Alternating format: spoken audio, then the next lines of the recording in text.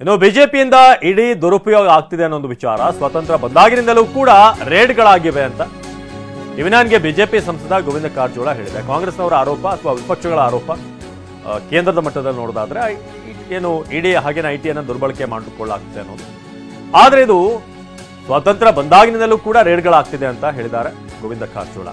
ಕಾಂಗ್ರೆಸ್ ಕೂಡ ತನಿಖೆ ಸಂಸ್ಥೆಯನ್ನ ದುರುಪಯೋಗ ಮಾಡಿಕೊಂಡಿತ್ತ, ಪ್ರಕರಣಗಳಿದ್ದಾಗ ರೇಡ್ಗಳು ಸಾಮಾನ್ಯ ಅಂತ ಗೋವಿಂದ ಕಾರಜೋಳ ಹೇಳಿದ್ದಾರೆ.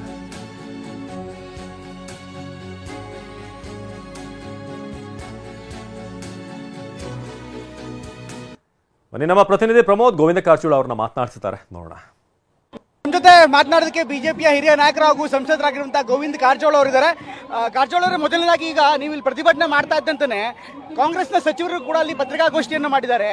ಈಗ ಪ್ರತಿಭಟನೆ ಬಿಜೆಪಿ ಮಾಡ್ತಿದೆ, ಆದ್ರೆ ಇಡಿಯನ್ನಾಗ್ಲಿ ಕೇಂದ್ರ ತನಿಖಾ ಸಂಸ್ಥೆಗಳನ್ನಾಗ್ಲಿ ನಿರಂತರವಾಗಿ ದುರುಪಯೋಗ ಮಾಡ್ಕೋತಾ ಇದೆ.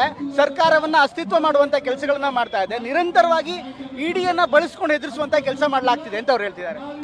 ನಾನು ಕೇಳ್ತೇನೆ, ಕಾಂಗ್ರೆಸ್ಸಿನ ಮಂತ್ರಿಗಳಿಗೆ, ನಾಯಕರಿಗೆ ದೇಶಕ್ಕೆ ಸ್ವಾತಂತ್ರ್ಯ ಬಂದ ಮೇಲೆ ಅನೇಕ ಬಾರಿ ಇಡಿ ಕೇಸ್ಗಳಾದವು, CBI ಕೇಸ್ಗಳಾದವು, ಇನ್ಕಮ್ ಟ್ಯಾಕ್ಸ್ ರೇಡ್ಗಳಾದವು.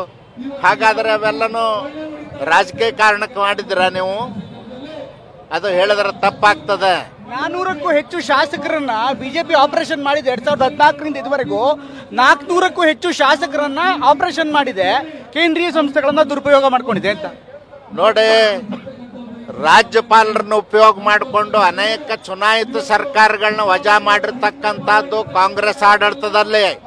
ನಮ್ಮ ರಾಜ್ಯದಲ್ಲೇ SR ಬೊಮ್ಮಾಯಿ ಅವ್ರ ಸರ್ಕಾರವನ್ನ ವಜಾ ಮಾಡಿರೋದ್ರನ್ನ ಸುಪ್ರೀಂ ಕೋರ್ಟ್ ಚೀಮಾರಿ ಹಾಕಿ ಸಂವಿಧಾನಕ್ಕೆ ತಿದ್ದುಪಡಿ ತರ್ತಕ್ಕಂಥ ಕೆಲಸವನ್ನು ಮಾಡಿದ್ರು.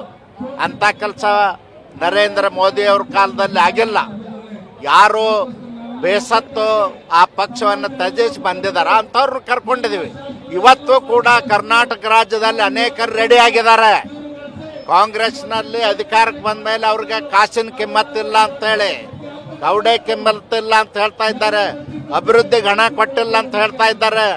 ನಾವು ಕೂಡ ಯಾವ ಪುರುಷಾರ್ಥಕ್ಕೆ ಮುಂದುವರಿಬೇಕಂತ ಅನೇಕ ಹಿರಿಯ ಕಾಂಗ್ರೆಸ್ ಶಾಸಕರು ಕೇಳಿದ್ದಾರೆ. ಹೆಸರು ಹೇಳ, ರಾಯ್ ರೆಡ್ಡಿ ಮತ್ತು ಮುದ್ದೇಬೇಳದ CS ನಾಡಗೌಡರು, ವಿನಯ್ ಕುಲಕರ್ಣಿ ಧಾರವಾಡ, ಇಂಥ ಅನೇಕ ಪ್ರಮುಖರು ಇವತ್ತು ಹೇಳ್ತಾ ಇದ್ದಾರೆ ನಾವು ಯಾವ ಪುರುಷಾರ್ಥಕ್ಕೆ ಕಾಂಗ್ರೆಸ್ದಲ್ಲಿ ಮುಂದುವರಿಬೇಕು ಅಂತ ಹೇಳಿ. ನಿಮ್ಮ ಹತ್ರ ಹೇಳ್ತಾ ಇರೋದಾ ಈ ಮಾತನ್ನು ನಿಮ್ಮ ಹತ್ರ ಶೇರ್ ಮಾಡಿದ್ದಾರೆ? ಮಾಧ್ಯಮಗಳ ಮುಂದನೆ ಹೇಳಿದಾರ, ಮಾಧ್ಯಮಗಳಿಂದನೇ ನಾನು ತಿಳ್ಕೊಂಡದ್ದು. ನಿಮ್ಮ ಹತ್ರ ಅಂದ್ರೆ ಬಿಜೆಪಿ ಜೊತೆ ಟಚ್ ಅಲ್ಲಿ ಇದಾರ ಮಾತಾಡೋದು ಬಹಳ ಸ್ಪಷ್ಟವಾಗಿ ಮಾಧ್ಯಮಗಳ ಮುಖಾಂತರನೇ ತಿಳ್ಕೊಂಡದ್ದು. ಮಾಧ್ಯಮದ ಮುಂದನೆ ಅವರು ಹೇಳಿದ್ದನ್ನ ನೀವೇ ಬಿತ್ತರಿಸಿದ್ರಿ, ಅದನ್ನೇ ತಿಳ್ಕೊಂಡಿದೀವಿ.